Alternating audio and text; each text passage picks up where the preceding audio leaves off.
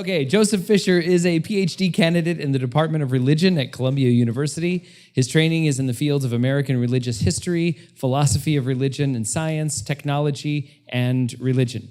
His dissertation focuses on the human enhancement debate in public bioethics and how the rhetoric of human nature operates within this discourse. He earned a BA from Franklin and Marshall College in religious studies before earning an MA and M.Phil in religion at Columbia University. Joseph's research is inspired by the ways in which technologies, real and speculative, reveal porous boundaries between the religious and the secular, and you are the grand finale, so bring it home. Thank you.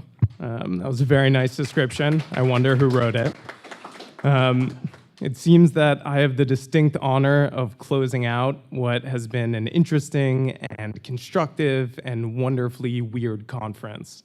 But I will be shifting the focus a little bit to thinking about secular transhumanists and the idea of secularization. We're used to thinking about secularization as a social theory that describes the modern world and how it came to be. But in transhumanist circles, we can also see it as a concept that shapes understandings of religion, technoscience, and the future. The question I want to ask today, then, is how do mainstream transhumanists pick up and think with the language of secularization, and how does this relate to theories of secularization in the more classical sense? So, sorry, that's a lot of text for one slide. Stated as broadly as possible, the secularization thesis argues that as societies become increasingly modern, religious belief and authority give way to more rational modes of thought and social organization. This has not held up all that well. One of the most decisive articulations of this thesis has been sociologist Max Weber's notion of disenchantment, which posits that social rationalization and scientific empiricism mean that all phenomena can be explained through reference to calculation rather than spiritual or supernatural forces, thus devaluing religious belief and traditional authority. Weber, however, and most people don't cite this, went on to insist that science is meaningless because it gives no answer to our question, the only question important for us: what shall we do and how shall we live? Though science might displace religion in terms of social and epistemic authority then, for Weber, it could not replace it in terms of existential purpose. It's fair to say that scholarship on secularism has progressed since Weber's 1918 lecture. For our purposes, the most important counter-narrative to traditional models of secularization is what might be called the Re-Enchantment thesis, which posits that contemporary technoscience can and does produce ultimate values and ends of its own, thus filling the void left by modern materialism's rejection of purpose as an ontological necessity. With its utopian or extropian program of biotechnological transcendence, transhumanism is often cited as the paradigmatic example of technoscientific re-enchantment. There is not, however, one secularization thesis. There are secularization theses. And while scholars have done an admirable job complicating the idea of secularization as a social process, much less attention has been given to how secularization narratives operate as what we might call first-order concepts. That is, how actors who self-identify as secular make use of the idea. With this in mind, we can turn to influential transhumanist thinkers such as Nick Bostrom and Ray Kurzweil in order to understand how the rhetoric of secularization operates for those individuals who are purportedly representative of re-enchantment. In tracing the history of transhumanist thought, Nick Bostrom begins not with the founding of the movement in the late 1980s, but the beginning of abstract thought itself. He points to the ancient Sumerian epic of Gilgamesh and the protagonist's quest for immortality in order to demonstrate that, as long as human cultures have existed, humans have desired to improve themselves, transcend their nature, and radically extend their lives. Or in his words, to acquire new capacities and to expand the boundaries of our existence. James Hughes builds on this point in explaining that religious worldviews, which posited times and places without toil, conflict, or injustice, a more perfect world where humans would be free of their vicissitudes, one of the earliest and most persistent historical expression of these aspirations. Sorry, were one of the most, you get it. Bostrom, Hughes, and a host of other transhumanists contend that, building on Renaissance humanism's principles of scholastic reason and self-determination, the Enlightenment's introduction of scientific empiricism and technological aptitude represented a watershed in how humans imagine the possibilities for transcending nature, that a new world resistant to death, disease, and injustice could be built on the foundations of reason, science, and technology.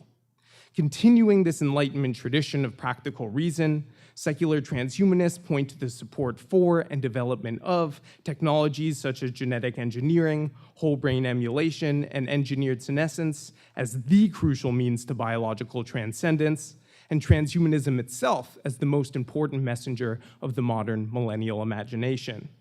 Thus, Bostrom cites Kant's famous motto of enlightenment and implores us, sapere aude, have the courage to use your own intelligence. Ray Kurzweil constructs an even longer master narrative, beginning with the encoding of the first information in quanta, atoms, and molecules, and culminating in the saturation of the entire universe with intelligence. His more practical mode of prediction, however, lies in tracing the exponential development of technologies, a trend known as the law of accelerating returns, through the course of human history.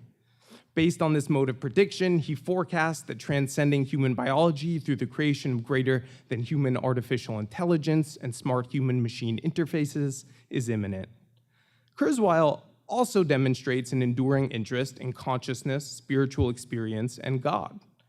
In spite of the fact that all consciousness can be reduced to computational processes, he underscores psychological experience as a principal target for enhancement.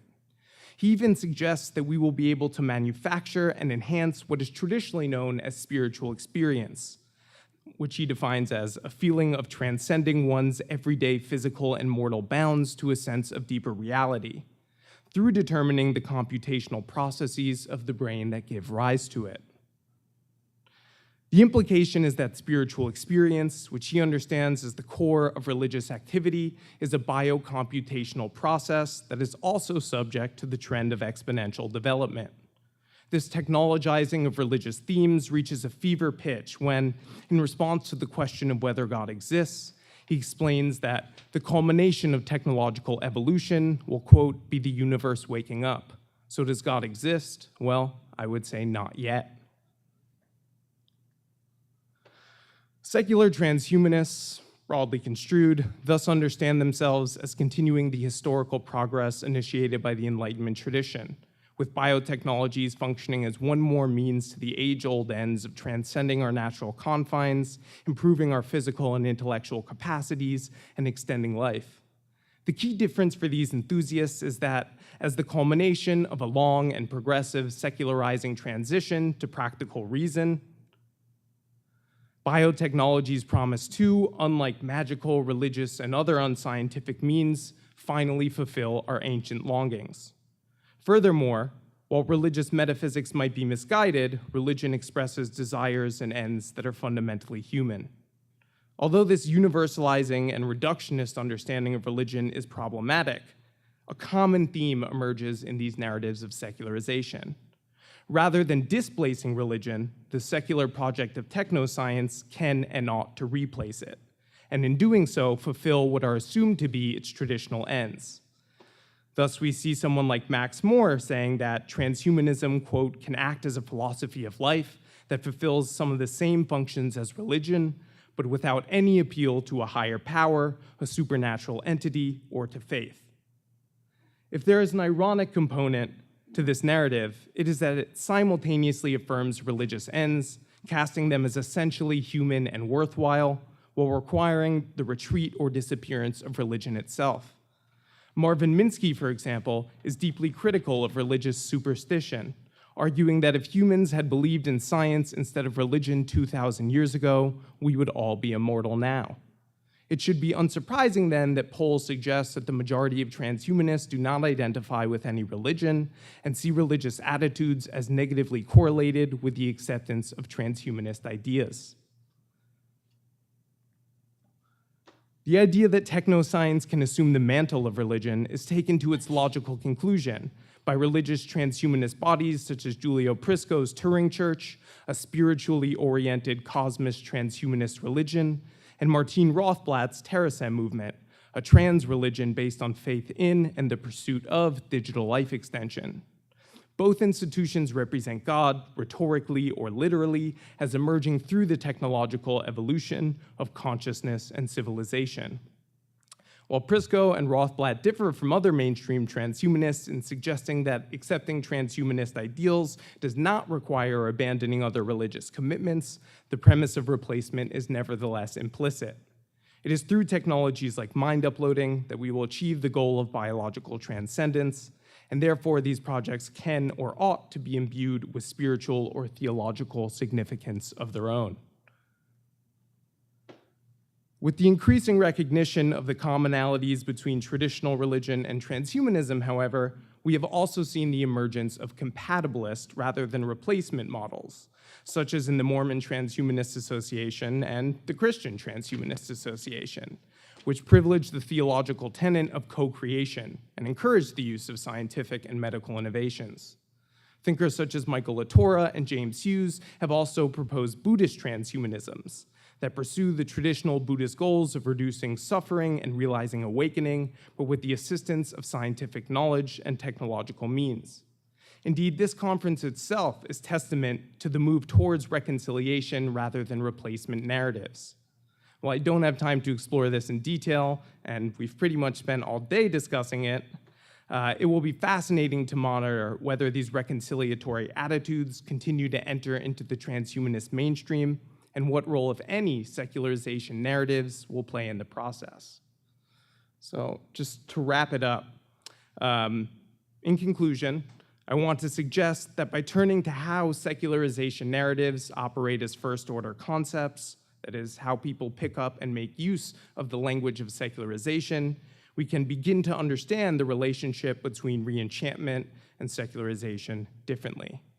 While the re-enchantment of technoscience, supposedly expressed in movements such as transhumanism, might complicate the idea as secularization as a social process that leads to the retreat of religion, we can nevertheless understand secularization and re-enchantment as complementary. For it is through the language and discourse of secularization itself, with biological transcendence functioning as an ultimate concern, that the world becomes re-enchanted for these enthusiasts. And I'm done.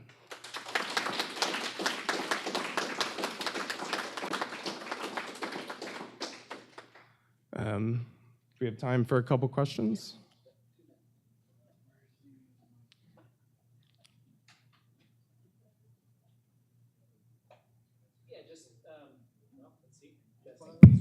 There we go.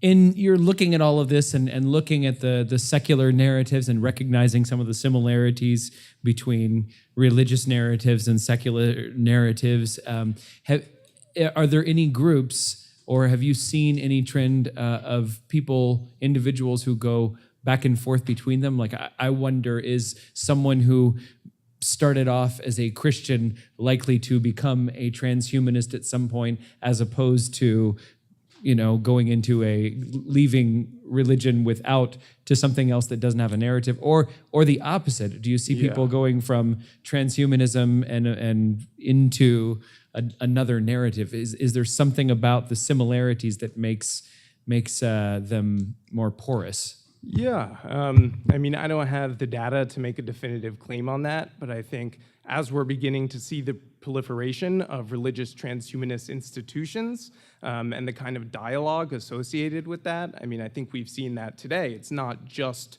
Christian people who have been speaking and participating at this conference, but we've also had a wonderful dialogue with, say, Aubrey.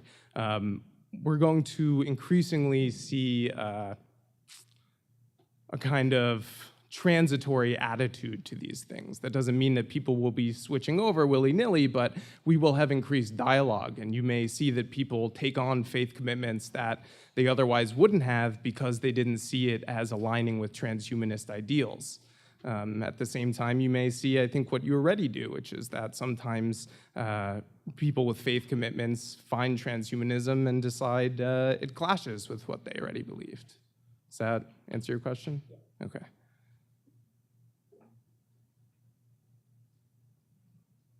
One more?